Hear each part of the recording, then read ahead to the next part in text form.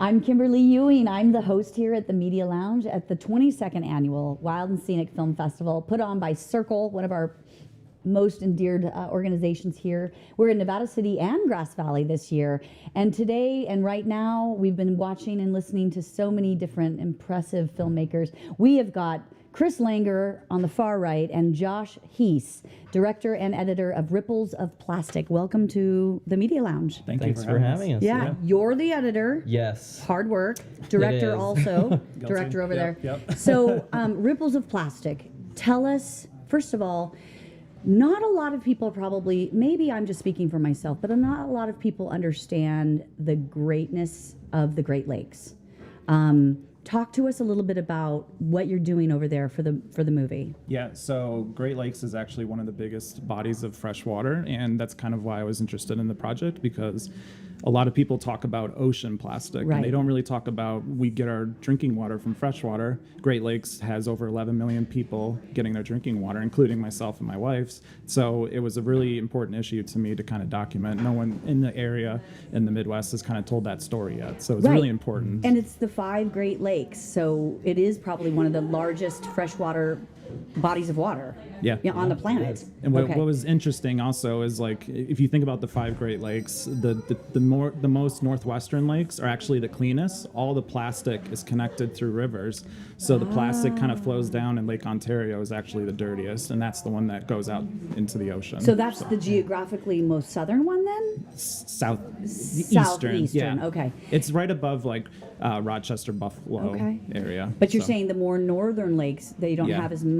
Yep. So interesting. If you go up there, it's crystal blue water. It's really pretty. And you come down to Lake Erie and Lake Ontario, and it's like, trash is washing up onto the beach, and we have a lot of issues with microplastics. And now we're dealing with nanoplastics, which is kind of a new concept that's coming out. A lot of the plastic breaks down into smaller and smaller pieces, and then it gets into our bodies, which is causing a lot of issues like different types of cancers and stuff. So. Right. And a lot of people might not know the nano or microplastics. Can you explain that a little bit? Because we all know the single use is terrible, but it's like, what happens when that breaks down? It doesn't ever go away, but what happens with it, with the plastic? It really never breaks. It just keeps breaking down smaller and smaller. And that's what you were talking about. Yeah, and a lot of new things. Our clothing is kind of a new outlet right now. For a lot of it goes into the washing machines. They don't have sophisticated filters to kind of filter it out yet. So a lot of that is seeping right through the sewer system straight into the water streams. And that's a lot of the people that are in the film talk about that a little bit. But now new research is coming out where it's just like, it's a little doomsday-y. Like, they're seeing a lot of new research, and it's getting it's hard to stay hopeful, but I mean, honestly, this movie shook me because I'm like, I don't do single use. I got my Nalgene, but honestly, a lot of people don't. I mean, people are still doing it. So when the storyline shares tell us a little bit about the people in your story and what are they doing? Yeah, so we have our main kind of storyteller, Dr. Sherry Mason. She's based in Erie, PA. She was one of the catalysts for banning microplastics in your makeup. If you remember, probably, sorry if she's watching, it was probably like 10 years ago. There was research done, and she got a law passed with the government to ban face scrub. They were actually putting in microplastics just straight into your products and then straight out to the water. So terrible. Yeah. That's not good. And how did was this something that a surprise, almost like I learned more maybe than I wanted to, or did you feel like, I know now why I did this project? I mean, it's our first feature film. I mean, mine as well. I know it's a long one. It's 59 minutes, is it? Like 56. Yeah. Okay. Yeah. I mean, I was like, oh my gosh, the story is tense in a good way. Yeah. But it's a story to be told. And 59 minutes of editing, that's incredible. Yeah. No, I'd only done short format docs in the past, so it was a new kind of challenge for sure. Yeah. And just like interweaving all the different stories together, and getting all that right. Yeah, it's tricky. It is tricky, but you did a nice job with the weave of the stories. Tell me, how did your showing here go at the Wild and Scenic? So we're actually having our world premiere in 2 hours. Yeah. So yeah, World premiere? Yeah. So we haven't shown it to anyone besides family and friends. So, Right, and me, because yeah. I had to know Yeah, at the right. Media Lounge. So Tell us right now, where is it showing? 3:30 at Oddfellows. Okay. It's part of the Water Tales program. Okay. So it's the last film in the Water Tales program. Okay, So great. Okay, and that's right here in Nevada City, yes? Yep, correct. Okay, so just down the road Yep. at 3 o'clock. Yep. Okay.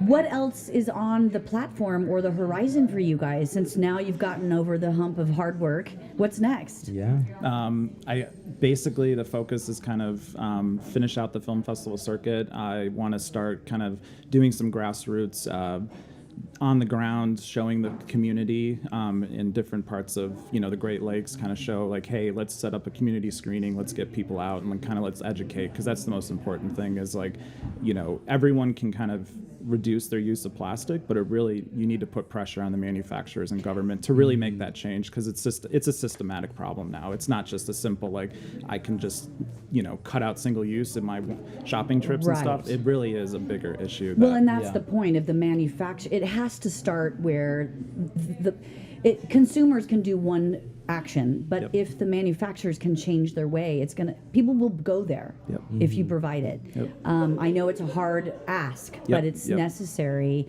Do you think that there's any legislature or things coming down the pike for that exact purpose? So a couple weeks ago, I just got a notice about it. The Great Lakes Alliance, with a bunch of different organizations, worked with Governor Joyce, and there's a couple other. They wrote a bill. It's a $500 million kind of restoration project that's just got renewed. So they're trying to get some law passed. I don't know if it's specific. I haven't read the law yet, but I don't know if Right. it specifically targets plastic. But just knowing that there's conversations in politics about we need to protect the Great Lakes, and it's really important. Right. So. If you were to tell all the people that are listening right now, what are some simple things we can do as people of, citizens of the world, and we want to help with reduce plastic use? Tell us. I know I got an old Nalgene, 10 years old. I still use it. What could be simple things people could do today? Do you have any further?